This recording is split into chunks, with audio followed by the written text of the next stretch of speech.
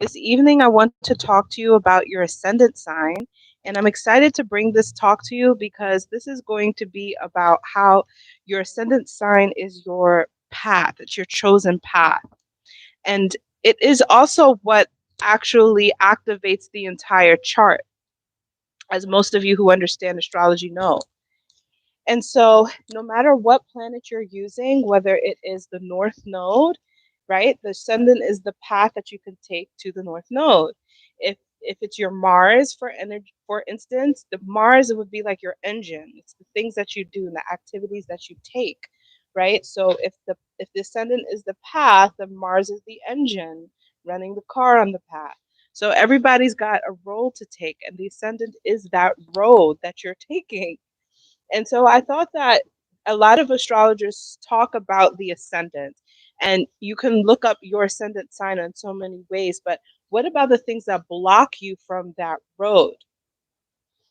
So I wanted to talk to you about some of the things that can block you from that road, right? And these would be aspects in the chart that might be doing that. It's very simple. But the other thing that you're going to have to consider are the shadow energies, the shadow sides of your ascendant sign. So quite often when you're on the road of your rising sign and you get off track or you get off path, it's quite often because of the shadow energy of the ascendant sign that's pulling you off path. And this kind of knocks the whole chart off of its balance. And so the chart will be actually expressing and working towards the shadow energy of the ascendant. It's crazy, but it's something that I'm discovering for myself and something that I wanted to share with you guys. So I hope that these concepts are simple enough for you to follow. What I'm basically going to do is go through all of the 12 ascendant signs and talk about in general what I feel like your path is. And then we're going to talk about the seven sins, because I've been talking about this on my channel. And I'm going to share with you the shadows of your sign and where is it that you can fall off track. And if you would like to get more insight on how I kind of put together the concepts of the seven sins, as well as even talk about some ways in order to, you know, to heal through them, then definitely check out the video, The Seven Sins and the Dark Sides of the Zodiac, which I have just placed on my channel. But I will also link it to this video. Anyone who's watching this video in the playback, then you will see that there are timestamps that will be here, so that you can click through the timestamps after, after this live and just go straight to your ascendant sign. Now, because I do my work, right, based off of my own energy, I'm going to start with my tropical rising sign, okay? And so for me, that will be Libra. So we're actually going to start with Libra and go through the signs and briefly talk about what are the blocks of your ascendant sign. So those who have in the Libra ascendant, then this one is for you.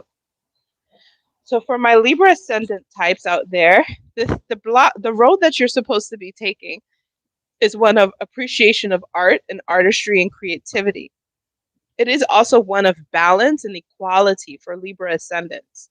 The need to be balanced is the key for you, but quite often the shadow of the Libra ascendant is to balance everybody else, as Libra is the us, it's the we are, right? So Libra's considering itself with other people. But the thing with the ascendant that you have to understand in the rising sign in the first house is that that is a self-oriented, oh my God, that is a self-orientated house.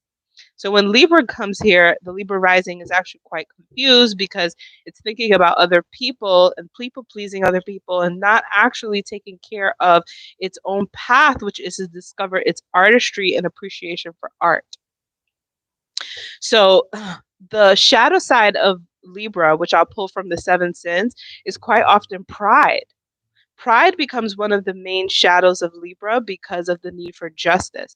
And you'll find that Libra ascendants, they quite often can fall into these deep political, divisive arguments, really trying to, hone in on where is it that they come from, and what is it that they believe, and what they feel is right or wrong, and can fall into this place of almost pompousness. Unfortunately, Libra rising, this may be a case for you.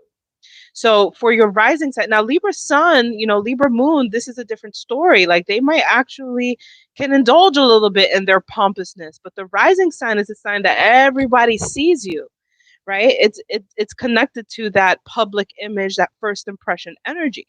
And so the path of Libra on the ascendant is to really be more connected to your creativity, but quite often can lean more into political and, arguments of politics and sociopolitics and what's fair and just on the rising, just like any other Libra placement.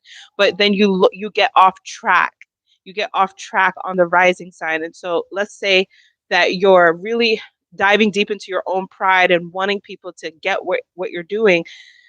The rising sign is the path. So the entire chart starts to focus on that path. For instance, if I'm politically trying to argue something, the engine of Mars, my Mars engine, is going to drive more towards the politics than anything else. Or my North Node is going to be slightly focused more on the direction. I'm taking the direction of politics in order to get to my North Node. So this becomes something that can deter a Libra rising off their path, because now they're focused on other people and not on the self and what the self was supposed to discover through the rising. So of course, like, there's no perfect way to do things, and life is long, so you're going to go in and out of really trying to get this. But you'll find that the people who have Libra rising, for example, Beyonce, right? When they hone in on the artistic expression of Libra and integrate their political views in the artistic expression, then the Libra rising shoots off straight where it's supposed to go. So there's a lot of Libra risings like in the world. In fact, it's one of the more popular placements. There's some mathematical reason which I actually don't know, but there's two astrologers that I could direct you to if you'd like to know more about why. So there's a lot of people who are supposed to be really tapping into their artistry, but don't. And it feels like a hierarchy sometimes. But what the Libra rising has to do is to work on the connection to their pride and letting that part go so that they can find the true humble humility that they'll learn through the artistic expression. Because from the artist point of view, there isn't as much right or wrong as much as there is your expression. And so this becomes something that the Libra rising has to struggle with and discover and learn for itself.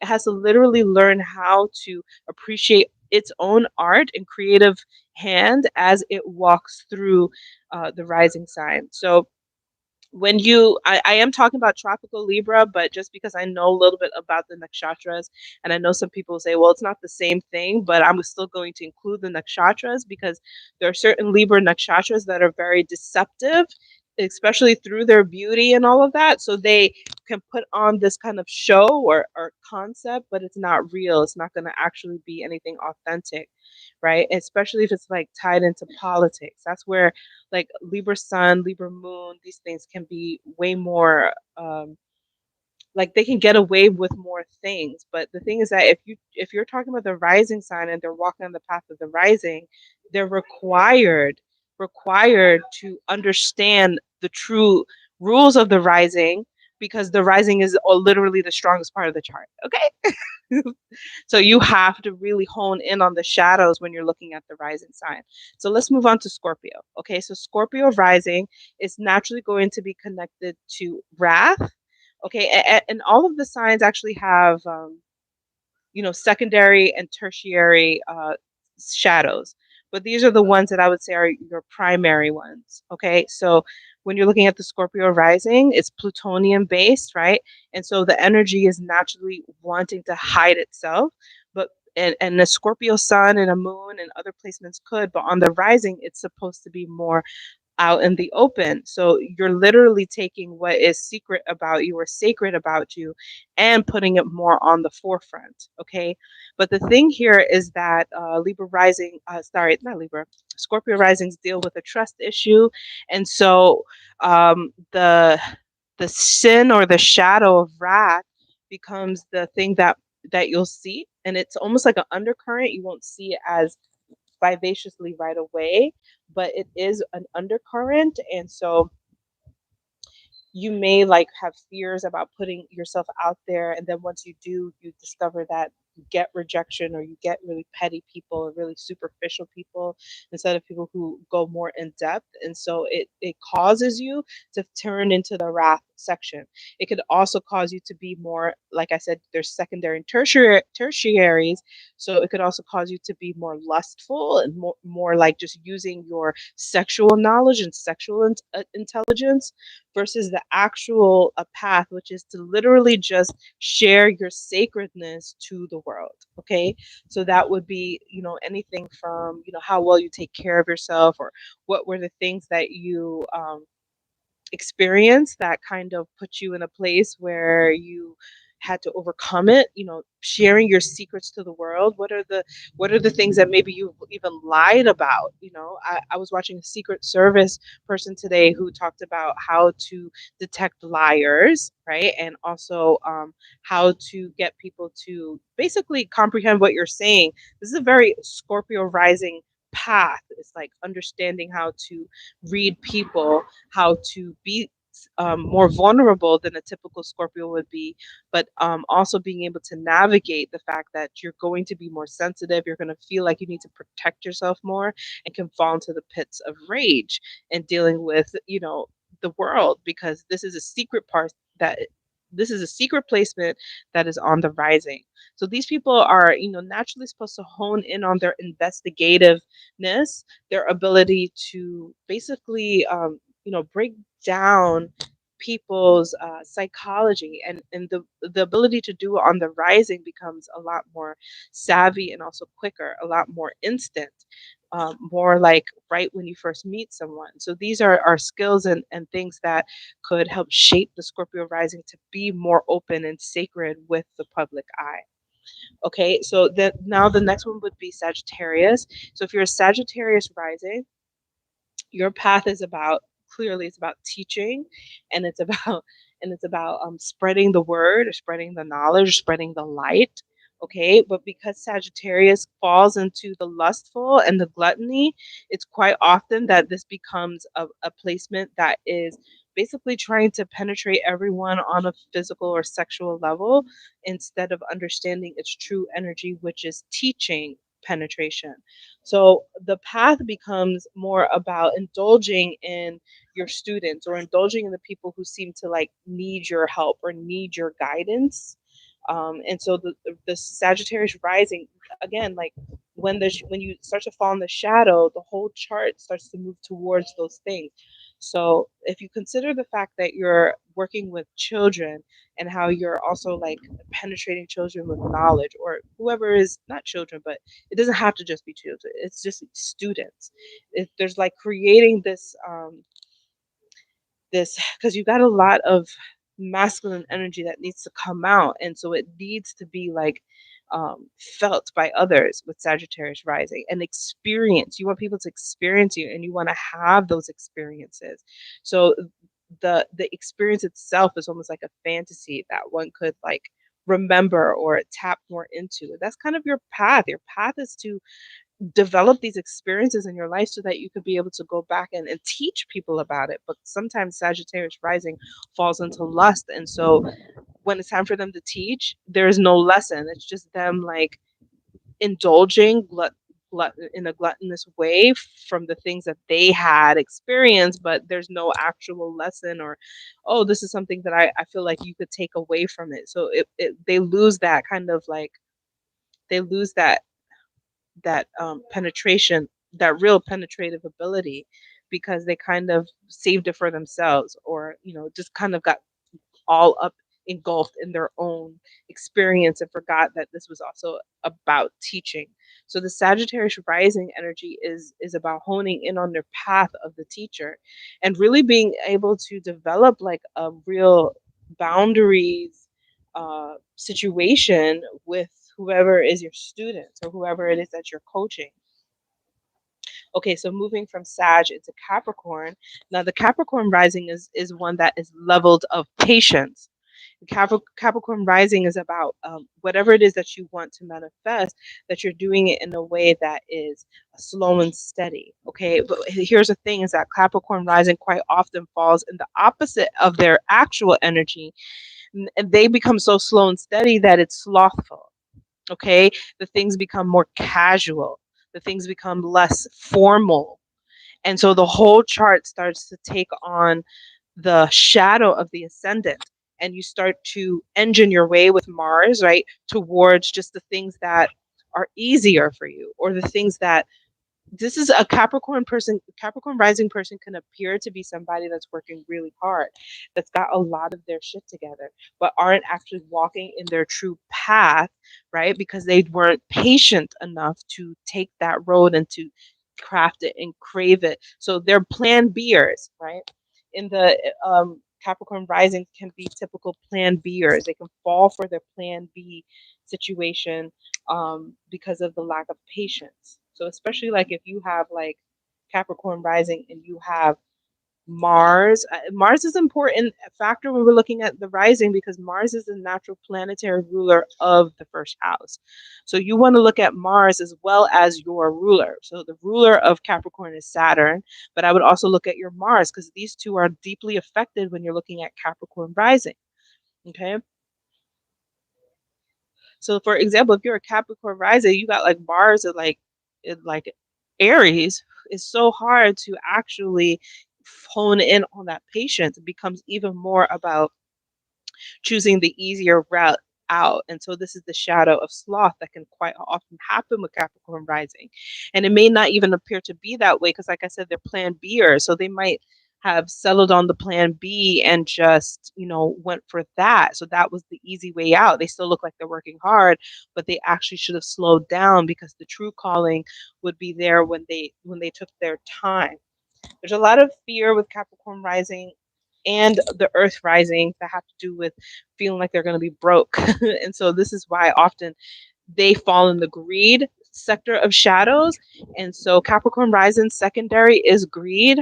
Okay, so and so would be Taurus and Virgo, honestly, but in different ways. But that greed can also be like, well, let me just do the work that would get me the money first versus the work that would be the most legacy fulfilling type of work. So the Capricorn rising is patience, but it's also about finding what was that legacy work that you were supposed to do. What was that work that was going to bind you to the past and the future, and where you came from and what it is that you're creating, and just not taking the easy way out. Okay, so that's Capricorn. So the next one would be Aquarius. We're going through the rising signs, and we started with Libra if you're joining. So we have just really only begun. So at Aquarius rising, your natural energy is scientific, as you know, and the ability to experiment and discover the things that work and don't work is one of the best assets of the path that you take, right? And especially like if you're thinking about your north node, the rising is the path to the north node. So wherever your north node is, the experiment is the path to the north node for Aquarius rising. Okay, this is naturally Saturn and Uranus ruled. So there's an energy here of also being patient, like Capricorn. But you have a little bit more of that leeway of trying new things and failing miserably and enjoying it and discovering new genius ideas through those failures and through those mistakes. So Aquarius rising are the ones who you can afford more mistakes, or you really learn more about mistakes and how powerful they could be, how successful they can help you to become. But the path of Aquarius that quite often happens here is pride and is slothfulness. As I've mentioned, I'm doing the Seven Sins work, and I just dropped the Seven Sins video. Definitely check it out. It has timestamps if you don't want to go through the whole thing. But look at the shadows of the sins that I'm mentioning for your rising, because Aquarians don't recognize their slothfulness, but it's one of the atypical ones for Aquarius. Like, as you see in the internet age, we're all on our phones. Like, I realized today I am on a phone screen like most of the day. I'm gonna change this shit.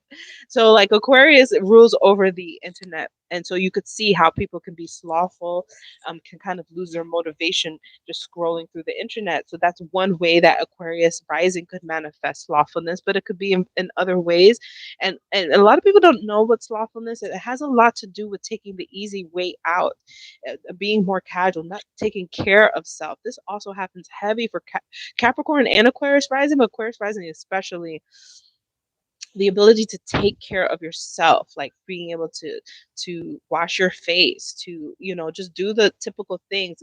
May become a hardship the more that the Aquarius rising deals into slothfulness, when the true thing was to experiment. So the issue is that a lot of Aquarius rising are afraid of mistakes, and because they also have a secondary shadow sin of pride, the mistakes can be something that they want to hide, or they just don't want to make in order to appear to keep the image looking good, like they're just that regular cool person that's not gonna be that no sweat type of energy, that no sweat type of personality.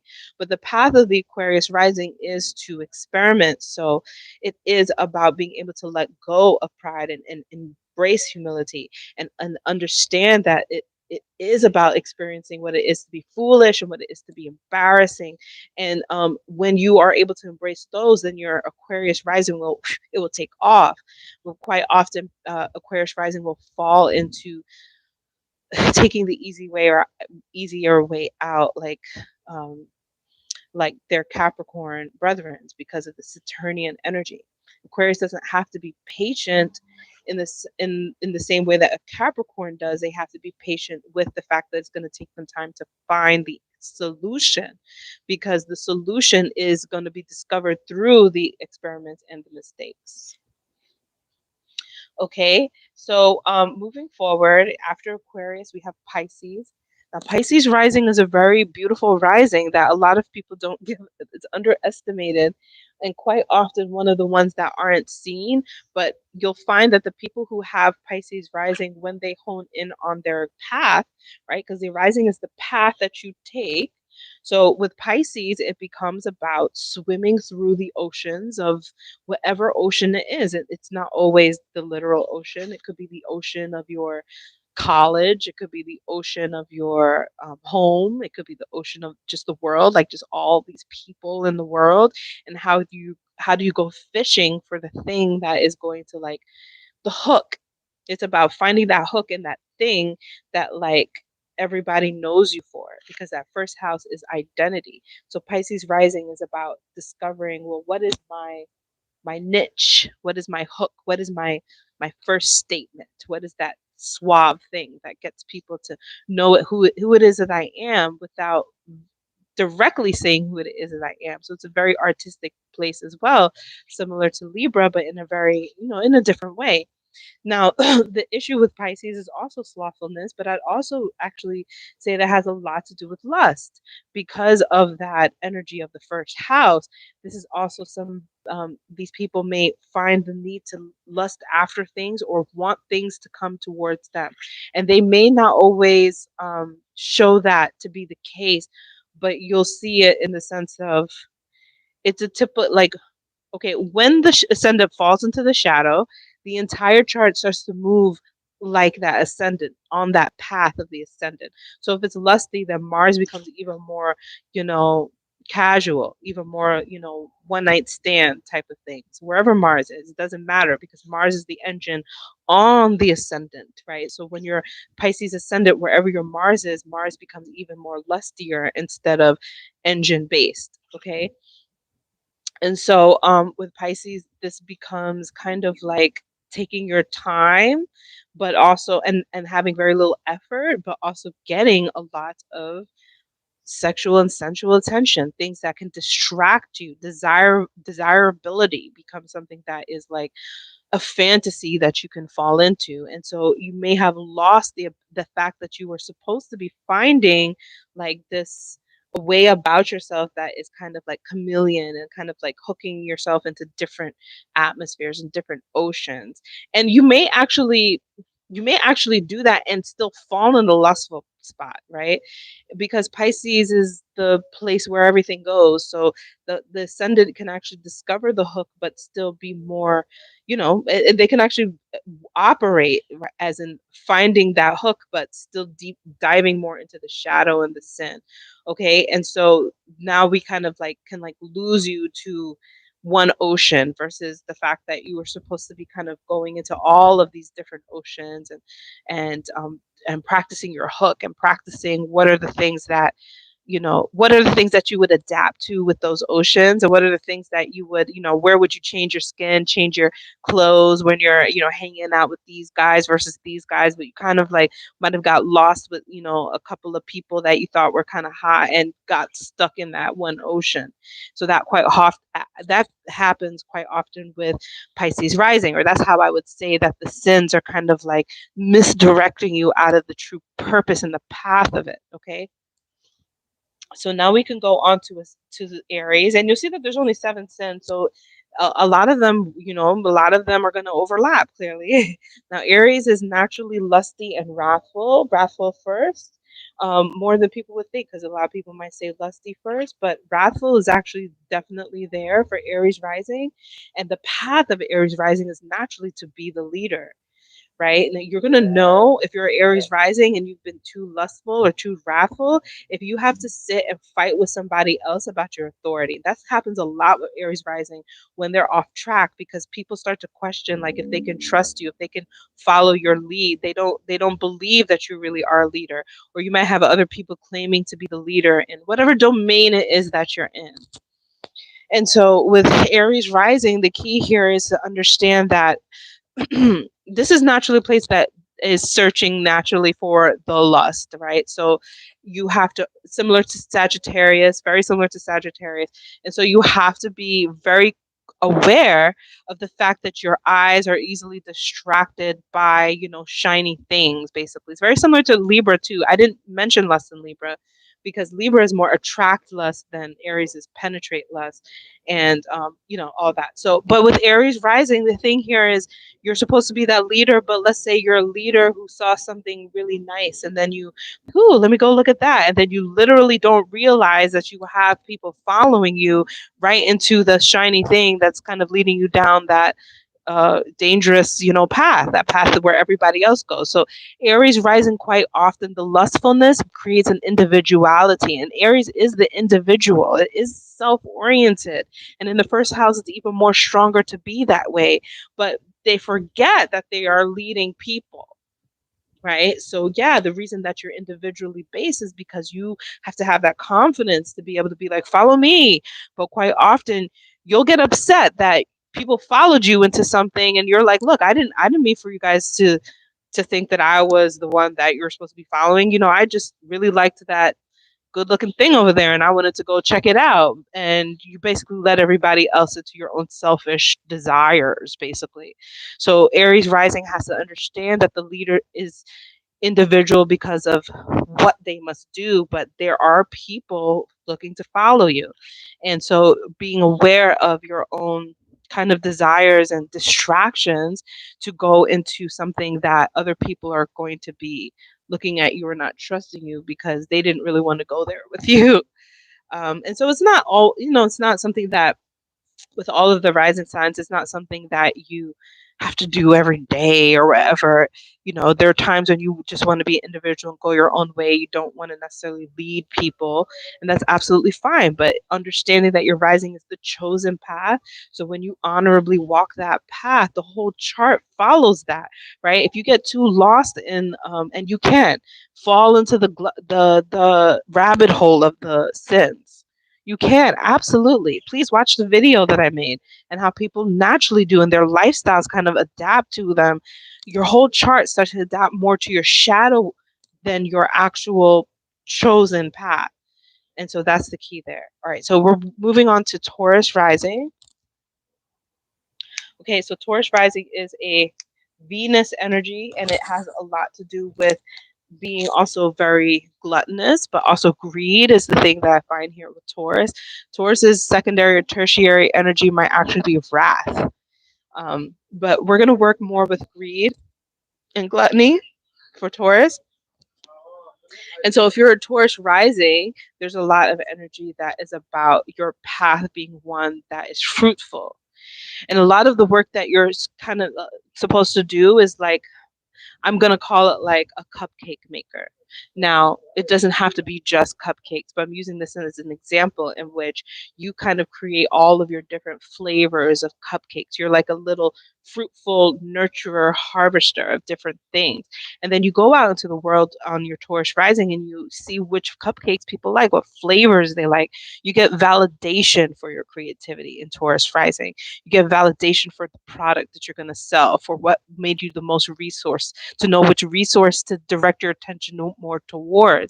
So this placement actually can go all the way there, but then get lost at the moment where they're like, okay, well, I've discovered that this cupcake and this cupcake and this cupcake are all really, really good flavors. I'm going to see how many I can, if I can get them all to sell. We almost become a little too materialistically indulged and kind of like take the reins or the advantage of what you know will work and kind of like take off with it. And then people start to feel like you're not really caring about the authenticity or the quality of the product, and you literally may even cheapen your way to get the whatever the material gains would be. Usually with Taurus rising, it is money, but it doesn't have to be. So using the cupcake idea as a metaphor, I'm basically saying like the idea for your rising, the path is to create these beautiful things and see which ones people want to buy into, right? But you have to be wary of the shadow of greed, because sometimes the shadow of greed is going to take you too low, right? The character of your own character becomes very low. You start to dig into places that make people uncomfortable. You might even like, shove, what kind of value they bring to the table. Let's say if it's somebody working with you or somebody who doesn't have enough money, you might start to say, you're too old to be not having enough money to buy my shit. Get your life together before you come in and entertain me. Like the greed starts to shift the character. It starts to take you low. It starts to take you into that lower place that makes you that, not slick salesman, but almost like that. I hate to say this, Taurus, like, almost like that dirty whore, like who has like that tainted attitude. Like I just want your money. I just want my money. So with Taurus rising, it becomes that shadow of greed. And so really it's about remembering to not be distracted by and be so attached to the material things, so that when you are presenting your fruitful things that you have created and you discover the value and how much people want it, that you take your time with people and still make it a people oriented thing. Still make it more about, ooh, what is it that they wanted and why did they want it? Maybe holding things out for them to see if they, beg more for one or the other, making yourself almost play with the idea of detaching from the material gain so that you don't fall too much in the greed, and just work on the product, work on the crafting or the nurturing of whatever it is that you're creating itself. Right. And almost basically knowing, in the Seven Sins video, I talk about in greed how it has a lot to do with just knowing that the money is coming. So you don't have to work or operate from that place of lack. You don't have to bend so low because you're either worried you're going to lose all your money or worried that somebody's going to take your idea or something like that with the Taurus rising.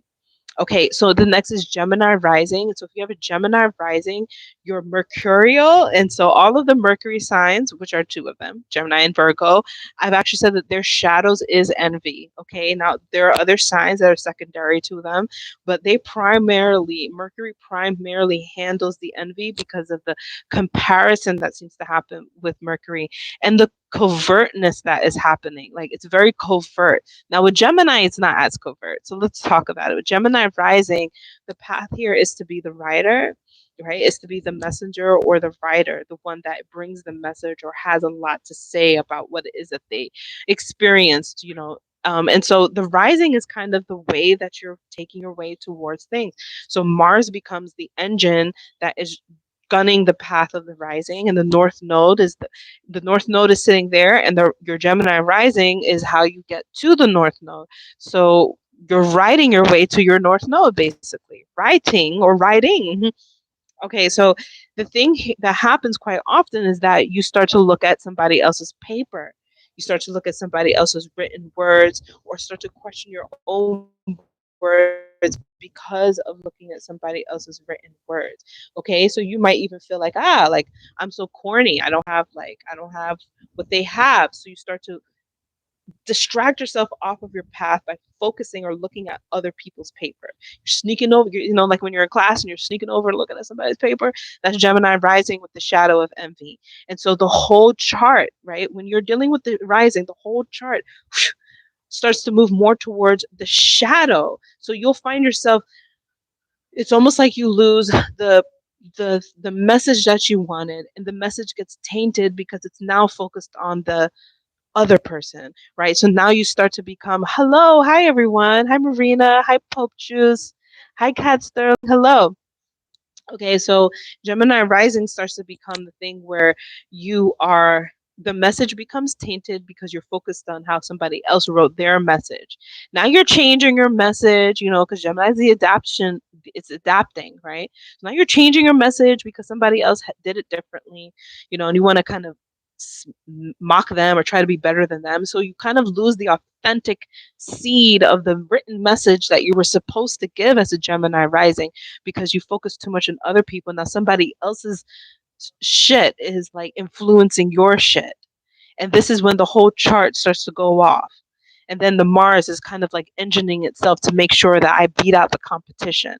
This is where revenge starts to actually, the seed of revenge happens more in envy before it hits wrath. And so the revenge starts to happen. Oh, they got it. Oh, they won. So this becomes a place of, I hope that, they don't win. Those things start to happen. And then in wrath, when you lose, then you're freaking upset, right? But but the envy happens here in the mercurial signs. It's like, I want to make sure they don't win. Now your entire message is more about making sure somebody else doesn't win than about what it is that you came to do. So the written word of Gemini rising is the key, and it's the path.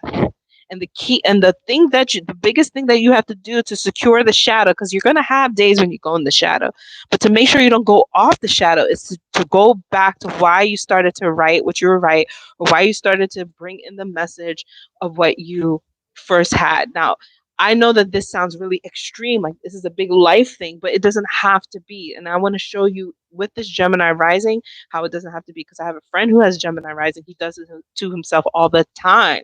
Okay, he writes emails to us, and he has the idea that he wants everyone get back together so that we can come as a group and do this stuff. But he then starts to hear, somebody else complain about their life and how they're too busy. And so the initial message of the email about him making sure that he gets us together starts to deter into, well, maybe we'll get together when this person, gets over this phase, and maybe we'll get together when Karina is not with the baby, and he loses the original seed, which was, I want us to get together. And so that dies off.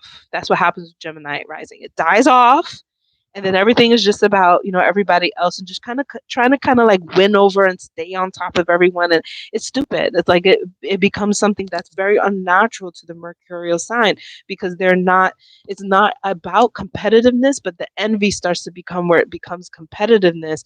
And if they're not competing with themselves to just be a better version of themselves, they start to just completely get lost. Is just completely lost in a different language, in a different world, in a different objective point of view. So the Gemini rising has to focus on the written word and what is it that they intended to say from the beginning. Okay, so moving into Cancer rising. Cancer is a very emotional space, okay? And again, the rising is the first house, which is natural first ruler's Mars. So I'm just going to do this with all the risings, that your rising sign is the path towards things. Mars is the engine that's running it, right? And then the North Node, for example, the path is moving towards the North Node. So with Cancer, it's about your emotion, your emotional intelligence and compassion, and the ability to switch and move, and also to show that from people. This is similar to Scorpio. Scorpio rising, it's about sacredness. Cancer rising, it's about showing it to people.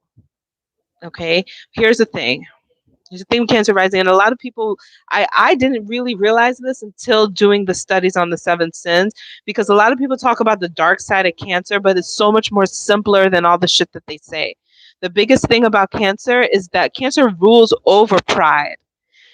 A lot of people think that it's Leo, but it actually comes from Cancer, because the pride energy is about where you come from. Okay, and Cancer is about the heritage that I come from. So like when you have people who are waving their flag from their home country, that's that Cancerian pride type shit. Okay, it's about the pride of who I am, of where I came from. Okay, so now when Cancer starts to show their emotions, which they're supposed to do, it starts to come out in a very arrogant, bragging way, very covert, but still the same way. But that's not really the real issue. The real issue is that it starts to be difficult for people to experience. Okay, it starts to be difficult for people to experience, because every emotion, even sadness, becomes maybe one more of a more boastful way. It becomes more of a pincher, right? So it's very similar to some of the other signs, specifically Scorpio, which can be like this. And there was another sign that I said that's like this, but anyway, I think it was Aries. Yeah, so Cancer becomes something, it comes emotionally something that people don't want to deal with when they're too prideful on the rising. And it's like, hello, hey, hi, Andrea. So it's like Cancer, if it's a Cancer sun, Cancer moon, like all of them, all of the placements of Cancer, they're all going to be moody. But when it's on the ascendant is your chosen path. So if it's on the ascendant and you choose to be moody, but through that prideful way, the whole chart shifts, right? And you're literally two different people. You're the person that wants to show the different spectrums of themselves, and let people really know who you are based off of your sensitivities and the things that you're proud of and whatnot. And then there's the other version of you where everything is coming from pride. Even your crying is coming from pride. Like nobody can get through to you because it's so stone walled pride with the attachment of the emotion. And so it becomes almost inhabitable. It becomes too difficult for people to deal with. So because you're supposed to show your emotions, right? But the emotions are shown in the most organic and authentic way, right? Kind of etching off some of the pride and being more just what the emotion is. Well, that would be a lot different, because people would see you cry and feel connected to you when you're crying, and then the people would see you be happy and joyful, and they'd be like, wow, I really know her now, because, or know him now, because I've experienced them cry, and I've seen them and I've experienced them being joyful, right? So the experience is very different than when everything is pride, because if I'm crying and I'm prideful, then I might be taking it out on you. I might be more vengeful with it. It has a different connotation than I'm just sad, right? I'm just crying. It starts to have a different edge to it. And if you've ever experienced certain Cancer risings who have the shadow of pride, it is almost unbearable, because the emotional spectrum is already hard for a lot of people to deal with. And when it's on the rising, everyone is going to see it more often, right? And usually it's the people who are the closest to you. So that is the key with Cancer, is to let go of that edge, right? Let go of it being about you. Like the emotions are passing through you. They're not you themselves. And also being aware of being attached to the pain body of the emotions, the thing that evoked it. You can almost be identifying with the pain body itself versus the fact that you're just the vessel and the emotions come and go through you. Okay, so the next rising sign would be Leo. This is the next prideful position, right? Clearly. The path of Leo is similar to Libra, in which it's sharing its talents. Libra is the appreciation of its art, right? The Libra is discovering my artistry. Leo is I'm already pretty dope, let me just entertain the crowd, right? So Leo is the entertainer. And so on the rising sign, it's the path of the entertainer. So hey, prosperity priestess says roar. That's right. So let's say if you have the North Node, right, and you have a Leo rising, you're supposed to entertain your way to the North Node. That's the path of Leo rising, is to entertain to the North Node. Let's say you've got your, I'm using the North Node and Mars mainly in this talk. So let's say you got Mars, right? Mars is the engine running on the road, right? So running on the entertainment road, wherever your Mars is. So the thing to understand about this is that the Leo rising quite often gets offset by their pride. And why is this an issue? Because if it was a Leo sun or Leo moon, it's it just comes and goes, and you deal with your shit and shadow work, whatever. But when it's on the rising, the whole chart shifts towards the shadow. Now everything is moving more for the shadow versus the organic entertainment. Okay, so what is the pride that we find with Leo? Well, actually, I would like to say that Leo, while Leo is prideful, I feel like it has a strong secondary shadow sin, which would be sloth. And I say this in the Seven Sins video that I feel like it's Leo, because Leo is almost like that king, that lazy king sitting on the throne, and everyone's kind of like, serving them and getting them things and kind of moving and scuttling around them, right? And so in the rising sign, that kind of happens, in which you lose your ability to actually see your talents and to share your talents and to be talented, because everyone is kind of just moving around for you. So the thing here, I'm gonna try not to make this personal, okay? Sometimes, like, you're doing these risings and these readings, and then you're talking about the sign, and then you automatically start thinking about somebody who has it. And you're like, yeah, dang, that shit is so true. Let me think about this again. So yeah, I'm around a lot of Leo energies, actually. But there's one person in particular that I know who has a Leo rising, and a very regal, beautiful experience of a person, right? But quite often is incapable of voicing her ability, like voicing what she wants. And so it becomes sometimes the shadow that I find with her is that everybody is kind of like scuttling around her, especially me, because I'm a Libra rising, so I people please all the time. And so it would be, I'm always saying this about this girl, because I really do love her to death, that it would just be so much easier for me if she was just more voicing herself and like being like, haha, roar, here I am, and fun and entertaining all the time, because it's her strongest suit, right? The first house is your strongest suit. It is the path that you must take, and it actually just brings out of everyone what it is that they could be, what they could be, right? It's quite often the Leo rising, because of the slothfulness, and it's really important to understand that sloth is, a lot of people just say it's lazy, but you'll see in the video that I break it down in a very important way for people to get it, that in a lot of ways it's the easy way out with Leo rising, right? So the easy way out becomes the way in which people are doing things for you.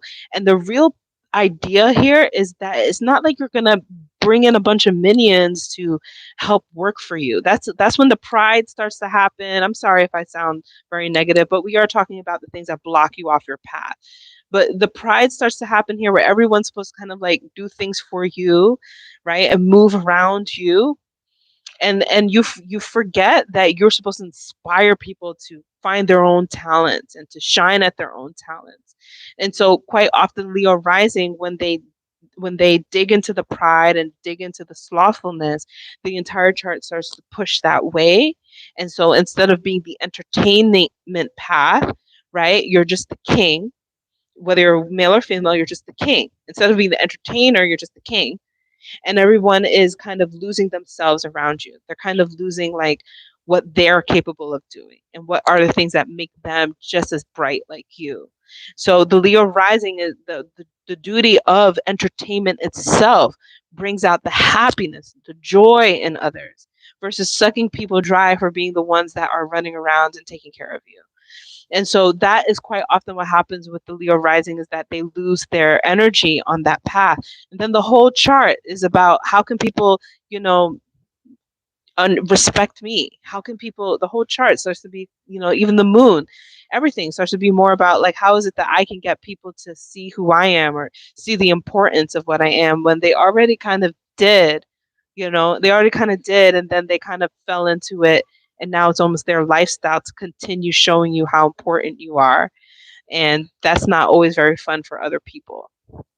Okay, so for the next one, which is actually the last one, is a Virgo rising. So if you have a Virgo rising, this is mercurial based, and Mercury is an energy of envy. As I've said, for Gemini and Virgo, it becomes the shadow of envy. And so with the rising, it becomes with Virgo becomes more covert here. Okay, so Virgo doesn't, while Gemini is more out in the open because it's like, you know, it's kind of like voicing itself all the way through. With Virgo, it's not as much that case. It's kind of underhanded.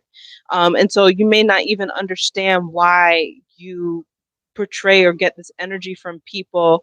Quite often, Virgo risings feel like they're shy, but there's actually a lot of just analyzing the room around them that is happening. So the shyness is what people pick up, but it's not real. It's really just the fact that they're analytical. The mind is going like that. So what ends up happening here, similar to Gemini, is that the shadow of envy makes Virgo compete with other people, right? But what is the job of Virgo versus Gemini? Well, Gemini's rising is about being the writer. Virgo's rising